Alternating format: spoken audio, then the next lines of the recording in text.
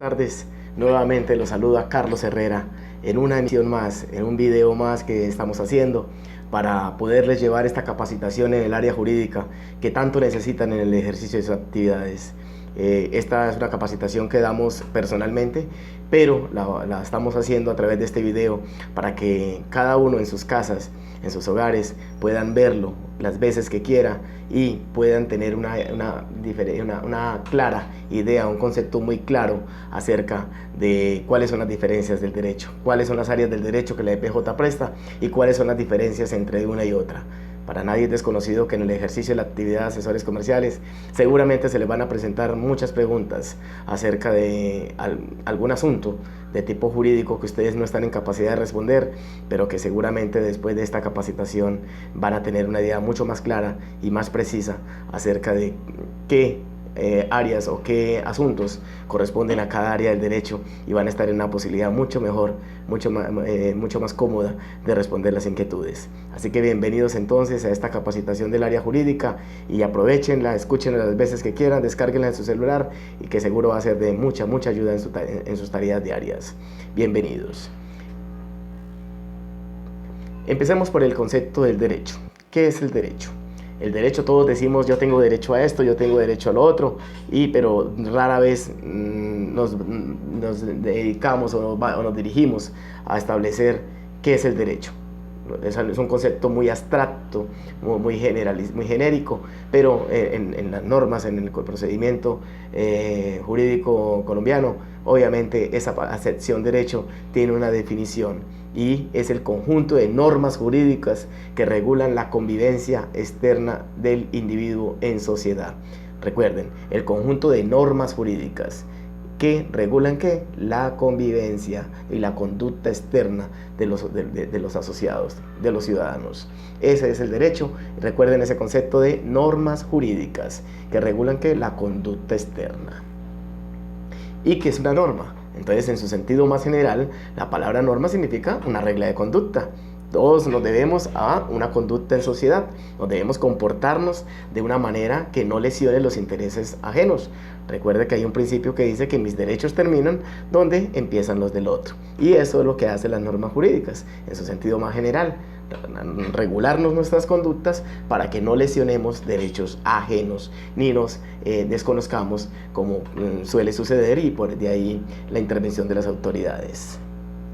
¿Y cuáles son esas normas que prevalecen entonces en mi hogar? Las normas no solamente están a nivel social, también están las normas en el hogar, las normas que debo observar en el colegio, en la universidad, las que imperan en el barrio, en la juntación comunal, inclusive en los conjuntos residenciales donde vivimos, la que impone la iglesia a la que pertenecemos, al grupo de WhatsApp en el que estamos incluidos, también hay unas normas que hay que cumplir. Todo está regulado por normas y es bueno saberlo, que las normas tienen un tinte netamente jurídico y obviamente hasta preventivo. ¿Para qué? Para evitar o para persuadirnos de que no desconociendo esas normas podemos vivir mucho mejor en sociedad. Pero principalmente, ¿cuáles son las principales normas que debo observar en mi conducta hacia los demás? Es la pregunta, ¿cuáles son las normas que debo observar principalmente? Y son 4 tipos de normas, les decíamos ahora, las normas morales, las que hacen que no salgamos a la calle desnudos. ¿Por qué? Porque obviamente moralmente no está permitido, a pesar de que el código de policía también lo pueden sancionar por salir así y afectar la moral de los demás. Entonces las normas morales tienen que ver algo intrínseco, tienen que ver en mi interior, no con los de los demás, pero sí está relacionado con la moral de los demás también. Las normas religiosas están impuestas por las iglesias. Entonces las iglesias dicen cómo deben portarse y usted de manera voluntaria acepta o no acepta acoger esas normas y comportarse de acuerdo a ellas. Y las normas sociales, las que se imponen obviamente en ciertos estratos, en lo que impone el convivir en sociedad, que hace que ni siquiera estén escritas para saber que debemos acatarlas y obedecerlas. Y las normas jurídicas, que es las que están escritas, las que están allí y que están recogidas en los códigos, los diferentes códigos, y que aún no conociéndolas, dice el principio que la ignorancia de la ley no sirve de excusa, aún no conociéndolas debemos observarlas. Entonces esas normas jurídicas están escritas, las demás son en abstracto, están en el interior, en la conciencia, no están escritas en ninguna parte, pero las jurídicas sí están escritas. Ahora entonces nuevamente volvemos a la palabra derecho. El derecho se divide en varios órdenes. El derecho objetivo. El derecho objetivo se entiende como el conjunto de normas que imponen deberes y conceden facultades. Conjunto de normas que imponen deberes. Por ejemplo, Eduardo estudia derecho en la UNAM. ¿Eso qué es? Es un derecho, ¿cierto? Es un derecho. Está estudiando y obviamente el estar afiliado a una universidad hace que tenga unas facultades ante ella y tiene derecho a estudiar y tiene derecho a acudir a sus instalaciones, el derecho objetivo. El derecho romano es muy antiguo, son de los ejemplos. El derecho subjetivo es el conjunto de facultades que los individuos tienen frente a los demás individuos o bien frente al Estado. Conjunto de facultades que los individuos tienen frente a los demás individuos o bien frente al Estado. Yo tengo el deber de respetar el patrimonio ajeno y tengo el derecho que me respeten el mío. Entonces es un derecho subjetivo. El patrimonio no se ve como tal en abstracto, se ve representado en los bienes, pero el patrimonio económico como tal es un derecho subjetivo. El derecho a tener mi patrimonio, el derecho a la libertad, tengo que respetar la libertad de los demás para que respeten la libertad mía, son derechos a manifestar mis ideas, tengo derecho a llamar a mi abogado, son derechos de tipo subjetivo. Y el derecho vigente es el conjunto de normas jurídicas que en una cierta época y en un país determinado se declaran obligatorias por la autoridad. Es decir, están allí escritas y totalmente vigentes para que obligatorias totalmente para ser acatados por los ciudadanos. Están allí para ser acatados y obedecidos y obligatorias y están obligados por la autoridad, obliga a que observemos y a que respetemos esas leyes, esas normas. Y el derecho positivo es el conjunto de normas jurídicas que realmente aplican en una época y lugar determinado, es decir, las que están vigentes y además aplicables. No solamente está vigente porque no ha sido derogado, no ha sido revocado, pero también son aplicables, es decir, lo están aplicando en la actualidad. ¿Y por qué hago esa diferencia entre derecho vigente y derecho positivo? Porque como dice aquí, todo derecho positivo es vigente, pero no todo derecho vigente es positivo. Todo derecho positivo es vigente, ¿por qué? Porque está escrito y además está siendo aplicado. Pero no es vigente, ¿por qué? Porque está escrito, puede haber leyes de 1936, pero no se está aplicando. Es decir, es vigente, pero no es positivo. Y positivo cuando no solamente está vigente, sino que está siendo aplicado también. Y viene el derecho natural, son derechos inviolables e intangibles que sirven de límite al poder de los gobernantes que están obligados a reconocer. El derecho a la vida, el derecho a la libertad es un claro ejemplo de un derecho natural.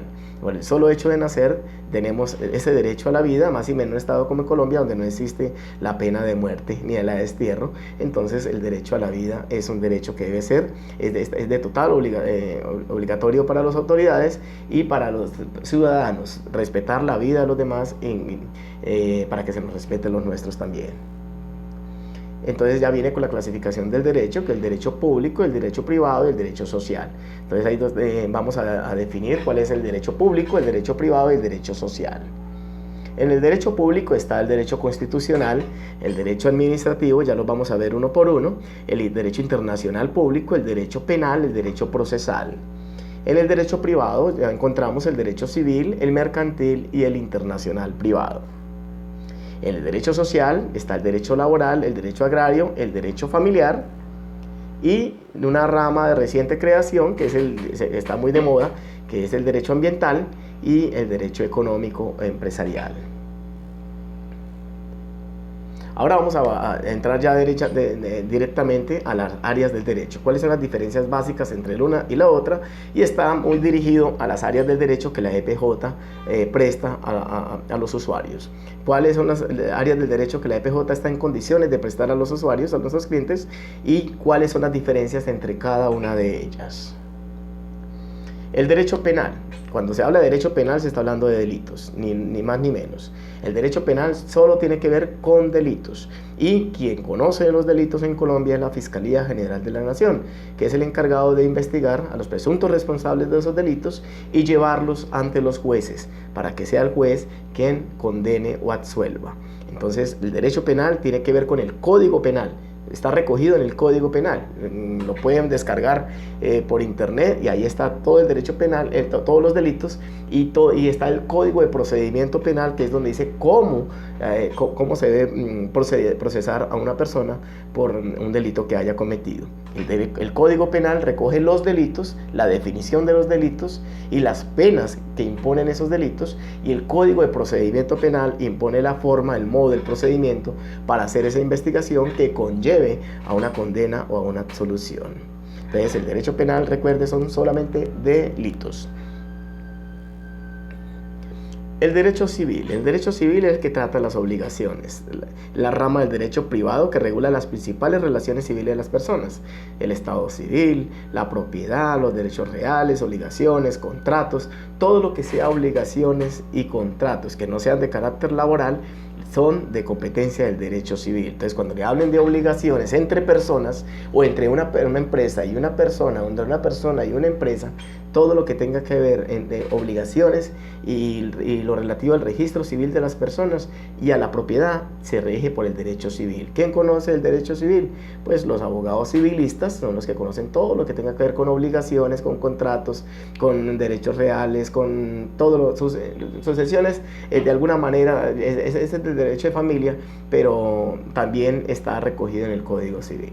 Y los abogados penalistas son los que conocen obviamente el derecho penal y son ellos los facultados para acompañar a cualquier persona, no solamente para asesorar, sino acompañar a cualquier persona ante las distintas autoridades penales, los fiscales, la fiscalía y los jueces penales, para tramitar los asuntos ante ellos. Y en el derecho civil, los abogados civilistas, y se tramita ante los jueces civiles e inclusive los jueces promiscuos donde no haya un juez civil en un municipio. El derecho laboral, como lo dice la expresión, es el derecho del trabajo. El derecho social es una rama del derecho, tutelan el trabajo realizado por las personas. Es la relación entre patronos y empleados, la relación que hay a través de los contratos, la forma de finiquitar los contratos, de las indemnizaciones, los despidos injustos. Eso no tiene ningún problema con el derecho laboral, porque eso lo manejan. Obviamente cualquier persona sabe que si le preguntan algo acerca de una relación laboral, pues el derecho laboral a través del Código Laboral es el que nos dice cómo se deben tramitar los asuntos ante ellos, y lo tramitan los abogados laboralistas ante los jueces laboralistas y los tribunales, obviamente las salas de casación, las salas laborales de los tribunales de distrito. Entonces, el derecho laboral no tiene ningún problema y eso se maneja. Y entre el derecho laboral están obviamente las oficinas de trabajo, las oficinas de trabajo no pertenecen a la rama judicial, hacen parte del Poder Ejecutivo, del Ministerio de Trabajo, y pues funcionan en las ciudades, donde se hacen las conciliaciones previas en derecho laboral antes de ir una demanda ante el juez. Entonces, los asuntos inicialmente se manejan ante las oficinas de trabajo, y si no se puede solucionar allí, seguramente ya con la constancia que allí le dan, puede ya ir a iniciar la acción ante el juez laboral para el reconocimiento de sus derechos. Entonces, tampoco tiene ningún inconveniente. El derecho de familia tampoco tiene mucho que decirse. Es la regulación, el conjunto de normas e instituciones jurídicas que regulan las relaciones personales entre los miembros de la familia, sucesiones, divorcios, manejo de bienes, todo lo que tenga que ver conflictos o situaciones que tengan que resolverse donde está involucrada la familia, le corresponde al derecho de familia, y obviamente son los abogados especialistas en derecho de familia los que tramitarán ante los jueces de familia los asuntos que tengan que ver con esta área. Entonces, tampoco tiene ningún problema. En este derecho de familia tiene mucho que ver el Instituto de Bienestar Familiar, que no pertenece a la rama judicial, pero pertenece a la rama ejecutiva, pero sirve sirve como antesala para audiencias de conciliación en materias de familia, lo mismo que las comisarías de familia, para que los asuntos traten de resolverse inicialmente ante ellos, y si no hay ninguna resolución con los comisarios de familia o la intervención del bienestar familiar en asuntos de familia, ya podrán acudir ante el juez de familia para ventilar los asuntos que el código señala. Entonces tampoco hay ningún inconveniente en el derecho de familia. Son los jueces, los abogados especialistas en familia los que tramitan ante los juzgados de familia los asuntos que competen a esta jurisdicción. Y el derecho administrativo regula la organización, funcionamiento, poderes y deberes de la administración pública y las consiguientes relaciones jurídicas. Entonces, en el derecho administrativo estamos hablando del Estado. Entonces, son demandas contra el Estado, acciones contra el Estado, todo lo que tenga que ver entre un conflicto o una situación entre el Estado y el ciudadano, e inclusive entre empresas y el Estado. Todo lo que tenga que ver con conflictos que tengan que ver con el Estado se manejan a través del derecho administrativo, del código administrativo y contencioso administrativo, y a través de ese código donde están reguladas todas las conductas que se pueden tramitar en esta área a través de abogados especialistas en derecho administrativo. Pueden ir a los jueces administrativos o los tribunales o salas administrativas, al Consejo de Estado como última jurisdicción para tramitar toda demanda y todo asunto o todo conflicto que se genere con el Estado y que el ciudadano o el interesado crea que deba ser indemnizado por el Estado, o que tenga que declararse la nulidad de algún acto proferido por el Estado y que lesione o que crea que lesione intereses ajenos. Entonces, el derecho administrativo, todo lo que tenga que ver con el Estado, ahí está contemplado. Entonces, un ejemplo clásico: si yo salgo a la calle y hay un hueco en la calle y me caigo y me daño el pie, pierdo el tobillo, pues eso obviamente que las vías son responsabilidad de las autoridades municipales, distritales o nacionales, mantenerlas en buen estado. Y si en una de esas yo me lesiono o voy en mi moto y me caigo porque hay tremendo hueco y llevaba varios días sin que nadie lo arreglara, podría pensar en demandar al Estado para que por negligencia me repare por esa negligencia y por el daño que me causó, porque es deber de las autoridades tener en buen estado sus vías, y deber de los ciudadanos obviamente pagar nuestros impuestos para que las autoridades puedan hacer su trabajo también de mantener en buen estado las vías. Entonces, el derecho administrativo solamente, y es una rama muy especial porque no cualquier abogado maneja derecho administrativo, porque es un área muy especial, muy compleja, las demandas contra el Estado. Y entre el derecho administrativo están las tutelas. Esa parte del derecho administrativo, las tutelas y los derechos de petición hacen parte del derecho administrativo. Entonces, un abogado administrativista, a pesar de que las tutelas no necesitan siquiera abogado inclusive para hacer una tutela, allá hay formatos en internet donde los pueden bajar y hacer esa tutela, un derecho de petición, pero un abogado administrativo es el más capacitado para manejar estos temas, a pesar de que cualquier abogado puede tener también la capacidad de hacer un derecho de petición, una tutela en el derecho administrativo. Y el derecho comercial, mercantil o empresarial, ya lo dice la norma, es el que regula el conjunto de normas jurídicas aplicables a los comerciantes en el ejercicio de su actividad profesional, y rigen todo lo que es la actividad comercial. El Código del Comercio, ahí está todo el procedimiento, lo quiera conocer, lo bajan, el Código del Comercio, y ahí los comerciantes están supeditados obviamente a esas normas, donde está inclusive hace parte las cámaras de comercio a través del derecho comercial, porque obviamente hay un registro de estas empresas que también está regulado en este código.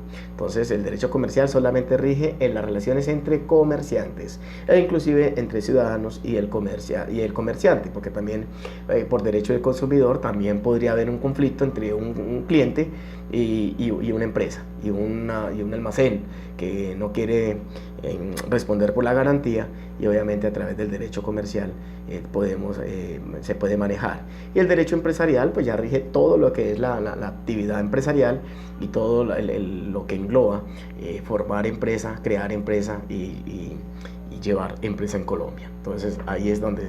Y lo llevan abogados. En este momento hay abogados especialistas en derecho comercial en derecho mercantil, en derecho empresarial, que sirven de asesores a muchas empresas, al comercio en general, frente a todos los conflictos que se pueden presentar en el ejercicio de su actividad.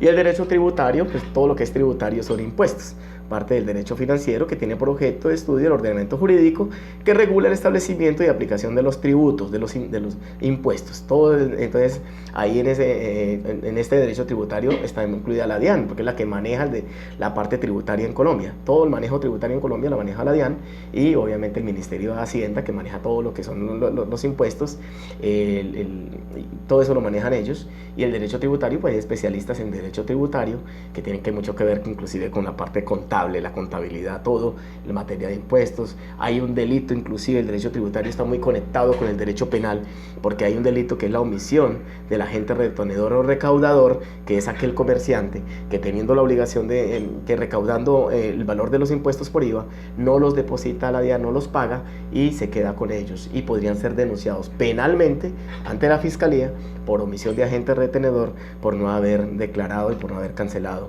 el valor correspondiente a esos impuestos. Entonces, ese derecho tributario, el código, el estatuto tributario, también lo pueden conocer a través de internet, lo pueden bajar y ahí está toda la parte tributaria. Y el derecho policivo, que es el derecho administrativo prácticamente, el derecho policivo, la que está manejado por los inspectores de policía, los comandantes de estación de policía, el Código de Policía y Seguridad Ciudadana. Allí nos dicen cómo debemos regularnos en sociedad, en comunidad, y todo hecho que genere alarma, desorden y atente contra la convivencia y la seguridad ciudadana, la pacífica convivencia ciudadana, está regulada por este código, el código policivo, en el cual podría uno ser objeto de una multa, de un comparendo, por desconocer o por violar o vulnerar ese código de policía. El inspector de policía o el comandante de policía son las autoridades en este derecho policivo, y obviamente debemos conocerlos también, y vale la oportunidad para hacer una gran diferencia entre el derecho policivo y el derecho penal.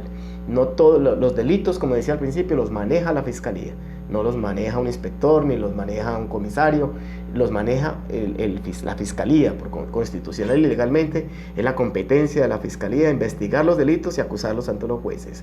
Los delitos. ¿Y dónde están los delitos? En el Código Penal. Mientras que las contravenciones, que son la injuria, que son el acoso, el hostigamiento, la amenaza personal.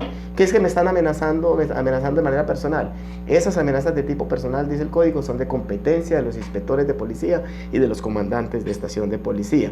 ¿Para qué? Para a través de una conminación, de conminar a esa persona que está amenazando como autoridades de prevención, para evitar que esa amenaza se convierta en un delito, es decir, en un homicidio, una lesión personal. Para evitar que eso llegue a ser delito, esa contravención de amenazas personales se las dieron al inspector de policía o al comandante de estación, para que, como autoridades preventivas y no represivas como la Fiscalía, sino preventivas como autoridad preventiva, evite o haga todo lo que tenga que ser necesario para evitar que esa contravención o esa amenaza se convierta en un delito. Y ya si es delito, obviamente sería competencia de la Fiscalía, mientras que no sea, si no solamente la amenaza, es de competencia de la policía y del inspector de policía. Entonces es bueno saber eso, porque siempre estamos diciendo, no, pues vamos a la Fiscalía a colocar la denuncia por amenazas personales, y esas amenazas personales, según el código, solamente son competencia de la Fiscalía, según el artículo 347 del Código Penal, cuando esas amenazas son de tipo terrorista y afectan a toda la población. Van a colocar un carro bomba en el parque y obviamente hay una denuncia por eso, hay una amenaza por eso, pues eso no va a ser una contravención, va a ser un delito, porque está afectando intereses colectivos o puede afectar intereses colectivos. Entonces ya sería una amenaza terrorista de competencia de la Fiscalía.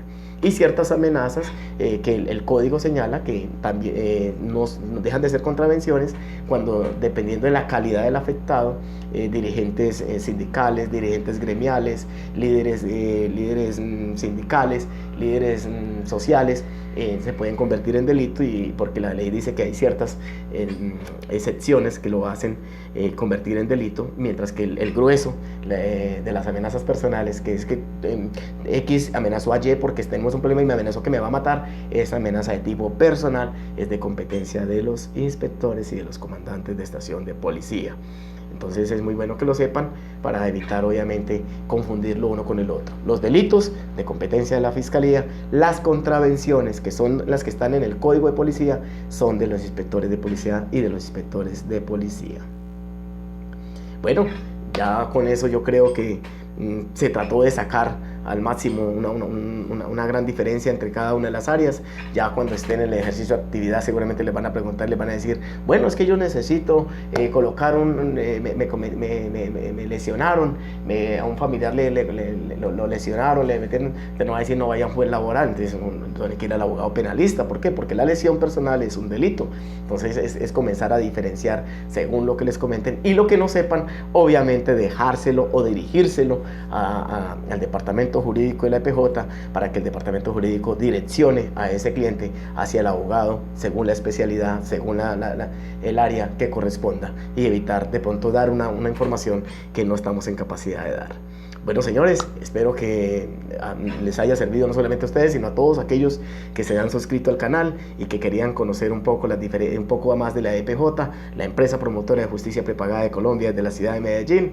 Les da la bienvenida, los invita a formar parte de nuestra empresa, y tenemos ponerles a disposición a estos 8 especialistas en las diferentes áreas del derecho que están prestos para servirles y prestarles el servicio que requieran en asesoría especializada o en asistencia legal especializada. Aquí estaremos y quedamos atentos. Feliz noche, que estén bien.